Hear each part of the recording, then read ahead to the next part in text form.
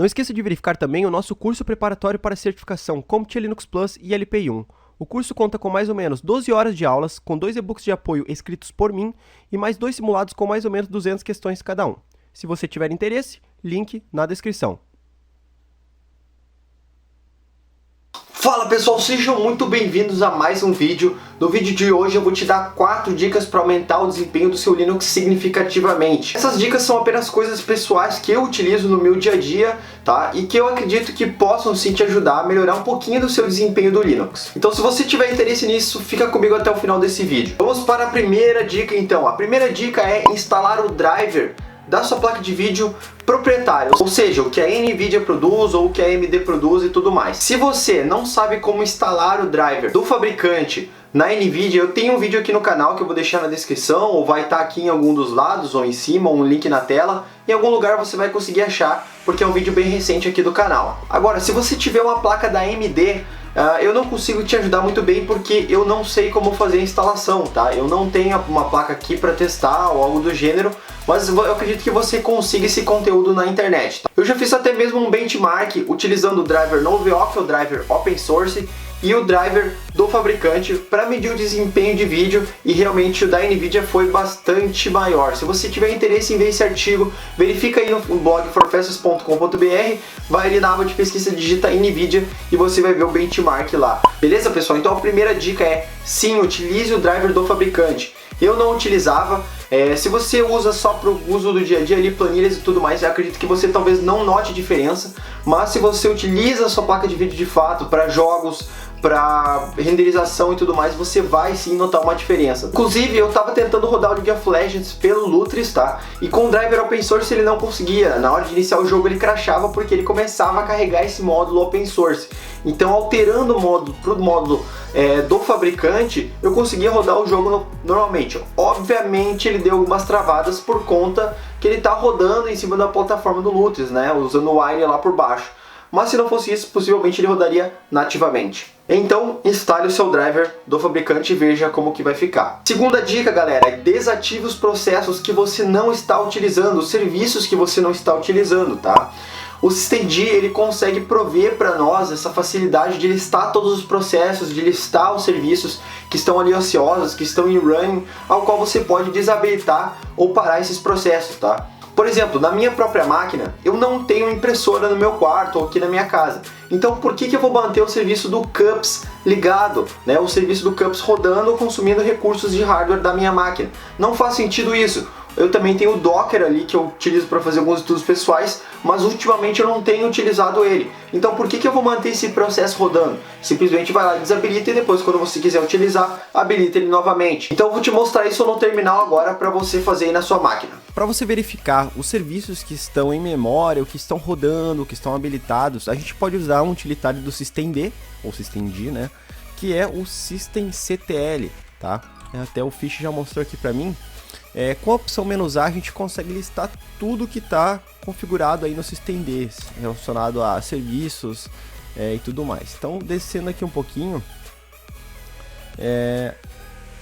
começando aqui, ó. Aqui a gente começa a ver os serviços, pode ver que ele termina com .service, tá? Essa é uma das partes mais importantes, tá? Então, analisando aqui, você consegue ver o status aqui do lado, tá? Vamos ver aqui um bacana, anacron.service, tá? Tá em dead, ou seja, não tá rodando, não preciso me preocupar. Vamos ver algum outro aqui, cups.service, está em running. Eu não tenho nenhuma impressora na minha máquina, então por que eu vou manter o cups, certo? Essa é a lógica. Então você verificar o que você usa e o que você não usa para tirar. Então aqui, cups.service eu não uso, vamos anotar aqui. Vou botar aqui um editor de texto, vou botar aqui, ó, cups, tá? Que mais? Deep Shutdown Don't Service, nem sei de onde saiu esse serviço, pelo menos ele não tá mostrando. Depois eu vou ter que verificar isso aqui. O Docker eu não tô mais utilizando ele agora no momento, tá? Eu utilizo ele para estudos aí pessoais e tudo mais. WordPress eu também trabalho tudo no Docker. Só que agora eu não estou utilizando. Faz tempo que eu não utilizo no meu dia a dia. Então por que eu vou manter o Docker? É outro serviço que eu posso estar desabilitando agora. E depois eu só habilito quando eu quiser utilizar. Que mais? Vamos ver aqui. O LXC, também not found. O que mais a gente tem aqui? PHP é um serviço de se olhar. Tá? Eu não estou utilizando PHP, não estou utilizando Apache, não estou utilizando nada local na máquina. Então vamos copiar isso aqui. Também vamos verificar. O Snap, tá? Eu não tenho nenhum pacote Snap instalado na minha máquina. Tá? Para quem não sabe o que é pacote Snap, é aquele pacote que você instala ele, digamos, portável, né? Você baixa o pacote, ele traz todas as libraries. Você não compartilha libraries com outros programas.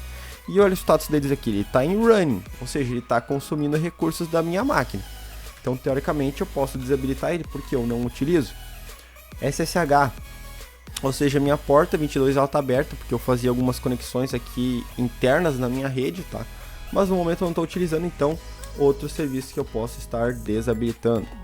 Vamos ver o que mais nós temos aqui. O FW, que é o Firewall, eu deveria estar com ele rodando, então é uma coisa que eu tenho que mudar depois. VirtualBox eu utilizo, o TeamViewer eu também utilizo. E aí vai de você, cara, você tem que analisar, mas cuida somente aqui no final, onde a gente tem os targets, vá sempre nos serviços, tá? Que é, obviamente, o serviço. Então, o que a gente faz agora, depois de ter essas informações?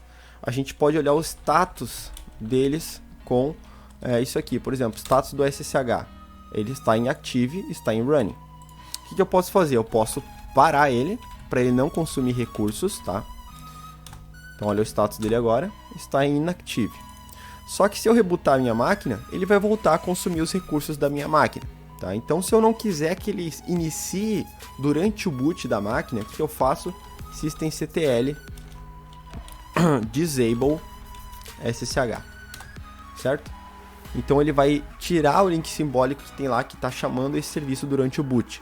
E o que mais a gente tem aqui? Cups. Vamos olhar o status do Cups. systemctl status Cups. Tá em running. Então vou lá, dou um stop no Cups. E aí eu dou um status. Ok? Então tá parado já. E aí que eu faço? Dou um disable. Ó, pode ver que ele removeu os links que tinham lá, ou seja, ele não vai mais subir durante o boot.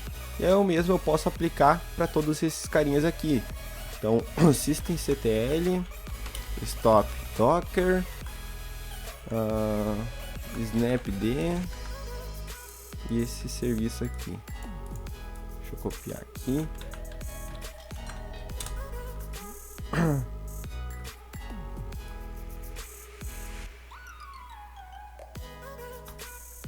Então, se eu der um status aqui,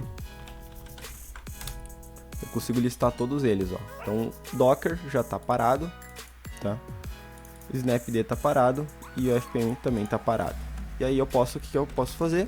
Desabilitar todos eles, ou seja, nenhum deles vai subir quando eu rebootar a máquina. Então, disable, ó, removeu todos os links simbólicos, certo?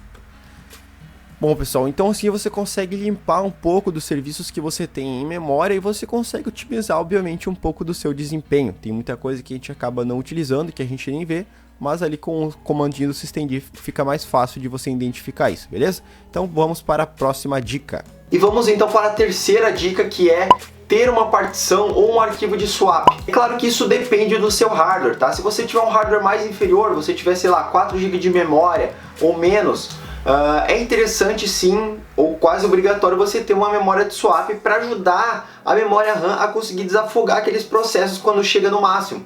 Eu tenho 8 GB de memória e praticamente não utilizo a memória swap, mas eu tenho lá um arquivo de swap de 2 GB para ajudar quando ele chega no topo. Quando eu faço virtualização, quando eu consumo muitos recursos, eu preciso disso. Por quê? Porque ele consegue desafogar a minha memória, ele não vai frisar, não vai dar alguma coisa desse tipo. Lembrando que agora também tem outros recursos envolvendo swap, que é o ZSwap e o ZRAM, que eles têm a mesma função do swap, que é ajudar a memória, mas ele não utiliza o disco. E o que eles fazem é basicamente comprimir os dados que estão lá ociosos da memória, tá? Para diminuir o tamanho deles. Então eu tenho 1 GB lá que eu não estou utilizando, esse 1 GB vai virar 500 MB. Por quê? Porque ele vai estar comprimido na memória e quando eu solicitar esses dados eles vão ser descompactados e aí o tamanho volta a ser o normal. Então ele também é utilizado para diminuir o consumo de memória do seu equipamento. Então vale dar uma olhadinha nesses carinhas aí também, tá? Eu tenho um vídeo de swap aqui no canal, se você quiser ver é só procurar em algum lugar num link ou aqui embaixo ou em algum lugar da tela. E a quarta e última dica é escolher bem a interface gráfica que você vai utilizar aí no seu Linux, tá?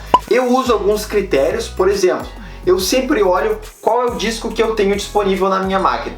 É um disco rígido, ou seja, ele vai ter o disco que vai girar e vai ter, sei lá, 5.400 RPM, vai ter 7.200 RPM, ou eu vou ter um SSD disponível para mim, que é uma coisa muito mais rápida. Então na minha máquina pessoal que eu uso no dia a dia, eu tenho SSD, e com o SSD eu não tenho problema com o desempenho, ou seja, eu instalo a interface gráfica que eu quiser. Então se você tem um SSD, você não precisa se preocupar muito com isso. Então aí você pode estar utilizando, por exemplo, GNOME ou KDE, essas outras interfaces gráficas que utilizam mais do equipamento, se não me engano também. Agora, se você tiver o disco rígido, tá? Você não tem um SSD, não tem algo do gênero, eu totalmente recomendo você utilizar um XFCE ou um LXDE, que são aquelas interfaces gráficas que não focam em efeitos e que vai deixar o seu desktop muito mais responsivo. Então tá aqui, ó, XFCE e LXDE, tá? Que são interfaces gráficas muito mais leves e que vão deixar o seu Linux muito melhor de utilizar. Eu utilizo o XFCE com o Debian no meu notebook porque eu tenho um HD de 5.400 RPM e eu odeio esse tipo de disco porque é um disco muito lento. Quando você se acostuma com SSD, é o que dá. E eu não estou falando mal aqui das distribuições GNOME ou KDE, eles vão falar que dá para colocar o KDE num disco assim. Eu acredito que dá, que vai funcionar, mas que não vai ficar totalmente responsivo. Para mim o negócio tem que funcionar na hora, tá? Então essa é uma dica que eu gosto de dar e que eu utilizo no meu dia a dia, tá? Se tem um hardware mais inferior, baseado no disco, XFCE, LXDE. Se tem um disco melhor disponível, você tem aí o GNOME e o KDE, se não que podem te dar uma interface mais bonita, tá? E de novo, eu não estou falando mal dessas interfaces gráficas para os chiitas que vão chegar aí. Eu só estou falando que eu utilizo com SSD isso aqui e com HD de disco rígido isso aqui.